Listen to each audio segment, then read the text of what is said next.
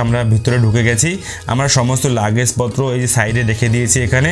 Good morning বন্ধুরা, আমরা এখন আছি অযোধ্যায়। এখন ঘড়ির কাঁটায় সকাল 6টা। কাল বিকালে আমরা রামলালাকে দর্শন করে নিয়েছি। আজ সকাল 11টায় বাড়ি ফেরার ট্রেন রয়েছে, তাই আরেকবার রামলালাকে দর্শন করতে যাব। রাতটা এই তাঁবুর মধ্যেই কাটিয়ে নিয়েছিলাম, কারণ একটা রাতের ব্যাপার আর লোকও আমরা অনেক, তাই আর বাইরে হোটেল খোঁজাখুঁজি করিনি। এই সরকারি ট্যাম্পে আমরা রাতটা কাটিয়ে নিলাম। রাতে কোনো সমস্যা হয়নি। পিছনে দেখতে পাচ্ছ ব্লু কালারের টয়লেট রয়েছে, শুধু একটু জলের সমস্যা ছিল। সকালের দিকে শিশির ভেজা জলও গায়ে একটু পড়েছিল। এই যে দেখতে পাচ্ছ পুরনো একটা রেল স্টেশন অযোধ্যা, আর এই যে সাইডে নতুন একটা রেল স্টেশন হয়েছে। তো নতুন স্টেশনটাও খুব সুন্দর করেছে।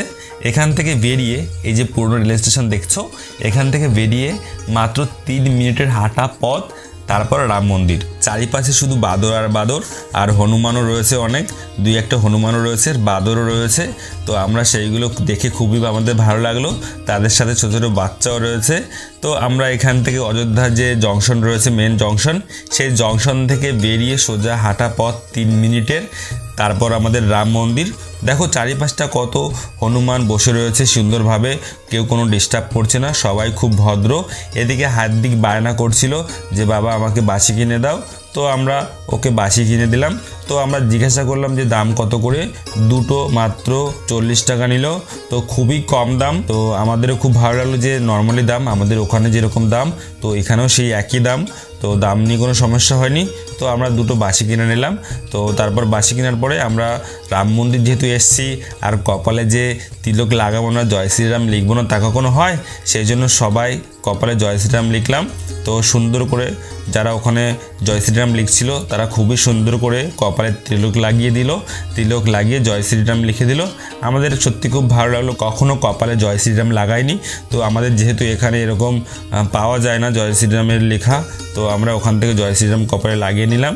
তো আমিও একটু পরে লাগালাম, কারণ আমরা সবাই একবারে লাগাইনি, কারণ এক একজন এক এক রকমের চন্দন ছিল, কালারিং খুব ভালো লাগছিল না, সেই জন্য আমরা ওনার কাছ থেকে লাগাইনি।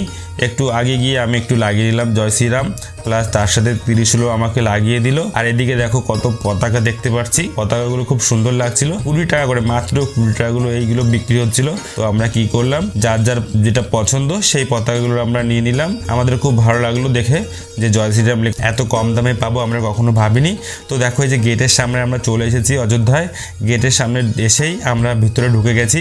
আমরা সমস্ত লাগেজপত্র এই যে সাইডে রেখে দিয়েছি, এখানে জুতোগুলো রেখে দিয়েছি, সমস্ত ফ্রিতে, কোনো পয়সা লাগেনি। আমরা এখন রামকে দেখতে যাব। মোবাইলটাও জমা দিয়ে যেতে হবে, কিছু করার নেই, মোবাইল নিতে দিচ্ছে না।